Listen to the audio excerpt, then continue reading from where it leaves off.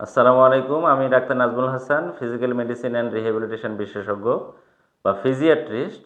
আজকে আমরা ঘাড় ব্যথা নিয়ে কথা বলবো।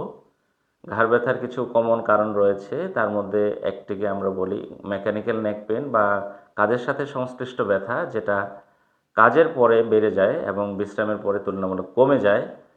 অন্য আরেকটি ব্যথা যেটাকে আমরা ভাগ করি ইনফ্লামেটরি নেক পেইন বা বাতরোগে আক্রান্ত ঘাড়ের ব্যথা, যেখানে কাজের পরে বা এক্সারসাইজের পরে ব্যথা তুলনামূলক কমে যায়, বরং বিশ্রামের পরে ব্যথা আরও বেড়ে যায়।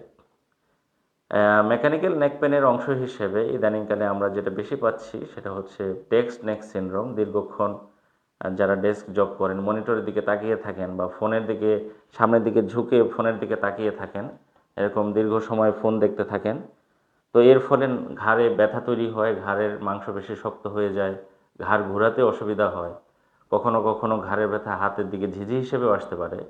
তো এই টেক্সট নেক সিনড্রোম খুব কমন একটি উপসর্গ ইদানিংকালের ডিভাইস ব্যবহারের কারণে। খুব সহজ কিছু অঙ্গভঙ্গির মাধ্যমেই হচ্ছে আমরা এটাকে প্রতিরোধ করতে পারি।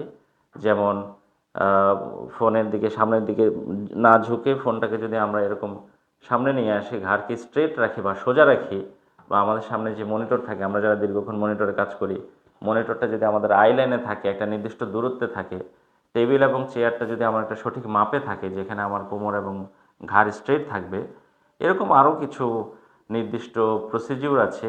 সেই সঠিক অঙ্গবিন্যাসের মাধ্যমে, অঙ্গভঙ্গির মাধ্যমে এই টেক্সট নেক সিনড্রোমকে অ্যাভয়েড করা যায়।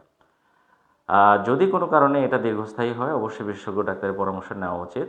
এছাড়াও কিছু বাতরোগ যেমন অ্যানকাইলোজিং স্পন্ডালাইটিস, ঘাড়ের হাড়ের মধ্যে যক্ষ্মার জীবাণু দ্বারা আক্রান্ত হওয়া, অথবা অন্য কোনো জীবাণু যেমন ব্রুসেলোসিস, অথবা কোনো ক্যান্সার বা টিউমার দিয়ে হচ্ছে ঘাড় ব্যথা হতে পারে। ঘাড়ের আশেপাশে বিভিন্ন অঙ্গ প্রত্যঙ্গ রয়েছে, সেখান থেকেও ব্যথা ঘাড়ে চলে আসতে পারে, যেটাকে আমরা রেফার্ড পেন বলি। অবশ্যই শুরুতে ব্যথা যদি সেরে যায় ভালো, যদি ব্যথা দীর্ঘস্থায়ী হয় বা আপনার দৈনন্দিন কাজে ব্যাঘাত সৃষ্টি করে, আমাদের কাছে রয়েছে আপনার জন্য বিশেষজ্ঞ সেবা। অবশ্যই আপনি সেই সেবা গ্রহণ করে আপনার দৈনন্দিন কাজে স্বাচ্ছন্দ্যে ফিরে যাবেন। ধন্যবাদ। আল্লাহ হাফেজ সবাইকে।